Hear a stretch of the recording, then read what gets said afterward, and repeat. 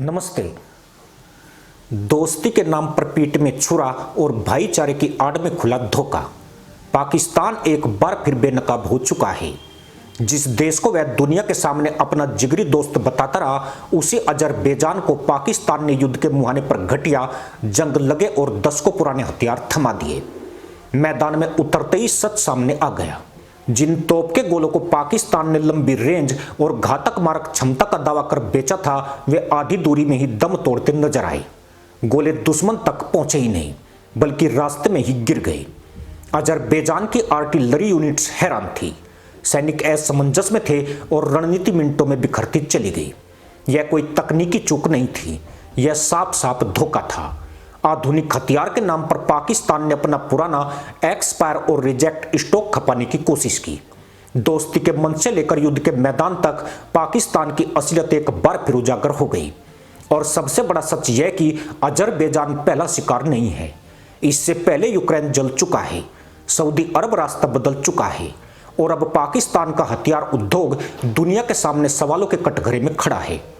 यह कहानी है उस देश की जो बयानबाजी में दोस्ती बेचता है और जंग में भरोसा तोड़ देता है। पाकिस्तान के हथियार उद्योग की पोल एक बार फिर वैश्विक मंच पर खुल गई है। नई रिपोर्ट्स के अनुसार पाकिस्तान द्वारा अजरबैजान को सप्लाई किए गए गोला बारूद और तोप के गोले घटिया क्वालिटी के और दशकों पुराने पाए गए हैं। पाकिस्तान ने अपने खास दोस्त अजरबैजान को जो हथियार बेचे, उनमें जंग लगने और तकनीकी खामियों जैसी गंभीर समस्याएं सामने आई है। यूक्रेन और सऊदी अरब के बाद अब अजरबैजान भी पाकिस्तानी धोखे का शिकार हुआ है, जिससे पाकिस्तान के डिफेंस एक्सपोर्ट पर संकट के बादल मंडरा रहे हैं।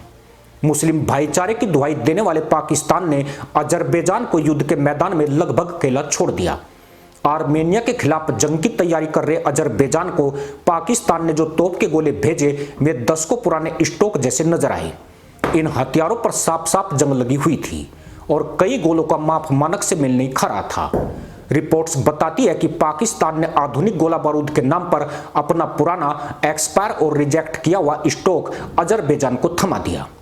पाकिस्तानी गोला बारूद की असलियत तब खुलकर सामने आई जब इनका इस्तेमाल युद्ध क्षेत्र में किया गया।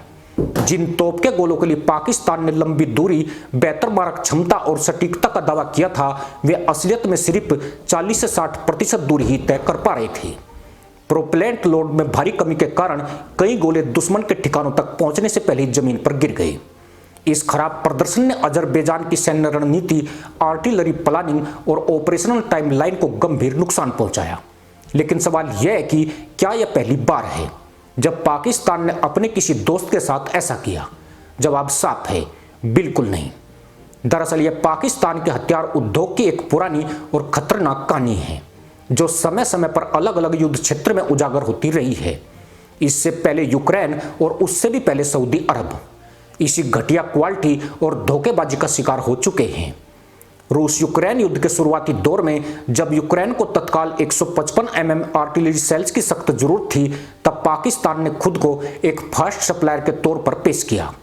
रिपोर्ट्स के मुताबिक पाकिस्तान ने यूक्रेन को लाखों डॉलर के 155 mm तोप के गोले सप्लाई किए, लेकिन जंग के मैदान में सच्चाई कुछ और ही निकली। यूक्रेन के सैनिकों और रक्षा विशेषज्ञों के अनुसार पाकिस्तानी गोले चलाने से पहले ही कई बार तोप के अंदर फट गए। इन हादसों में यूक्रेन की अत्याधुनिक M77 होवित्तर तोप को भारी नुकसान हुआ, जिनकी कीमत करोड़ों डॉलर में आंकी जाती है। यूक्रेनी सैनिकों ने सोशल मीडिया पर वीडियो और तस्वीरें साझा कर साफ शब्दों में पाकिस्तानी हथियारों की क्वालिटी पर सवाल उठाई। इन घटनाओं के बाद यूक्रेन ने चुपचाप पाकिस्तान से हथियार खरीदने की रफ्तार कम कर दी और दूसरे सप्लायर्स की तरफ रुख किया। यह कहानी सऊदी अरब के साथ भी दोहराई गई।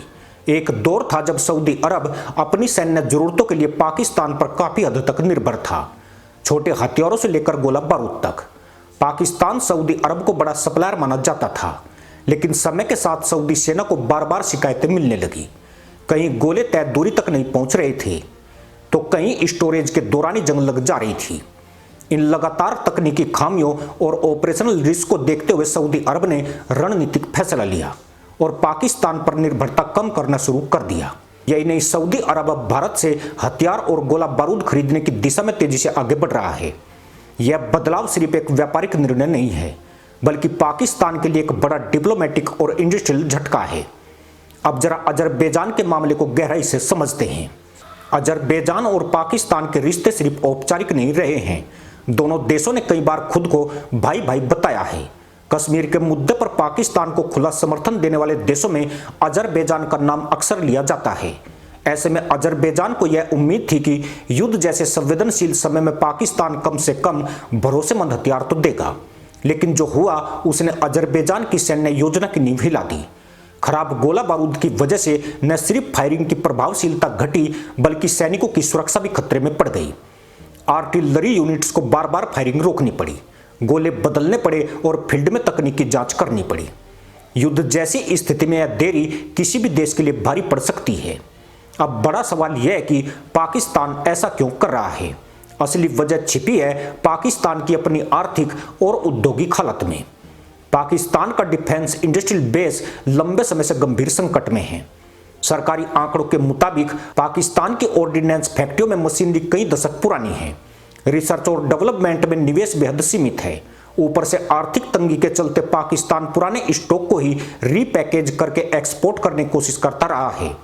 डिफेंस एक्सपोर्ट पाकिस्तान के लिए विदेशी मुद्रा कमाने का एक जरिया है, लेकिन जब उत्पादन क्षमता और क्वालिटी कंट्रोल कमजोर हो तो यही एक्सपोर्ट उसकी अंतरराष्ट्रीय साख को नुकसान पहुंचाने लगते हैं। आज हालात यह है कि पाकिस्तान का नाम कई देशों की डिफेंस प्रोक्योरमेंट लिस्ट में हाई रिस्क सप्लायर के तौर पर देखा जाने लगा है। इसके उलट भारत की कहानी बिल्कुल अलग दिशा में आगे बढ़ रही है। जहां पाकिस्तान पुराने गोले बेचने में लगा है, वहीं भारत आधुनिक, विश्वसनीय और टेस्टेड हथियार सिस्टम्स के साथ वैश्विक बाजार में अपनी जगह मजबूत कर रहा है। पिछले कुछ वर्षों में भारत का डिफेंस एक्सपोर्ट कई गुना बढ़ा है। भारत अब सिर्फ छोटे हथियार ही नहीं, बल्कि आर्टिलरी सिस्टम्स, मिसाइल्स, रडार और गोला बारूद भी एक्सपोर्ट कर रहा है। सऊदी अरब का भारत की ओर झुकाव इसी बदलते समीकरण का बड़ा उदाहरण है। विश्वसनीयता, समय पर डिलीवरी और क्वालिटी, ये तीनों फैक्टर भारत को पाकिस्तान से अलग खड़ा करते हैं। अजरबैजान के लिए भी यह अनुभव एक कड़वा सबक साबित हो सकता है।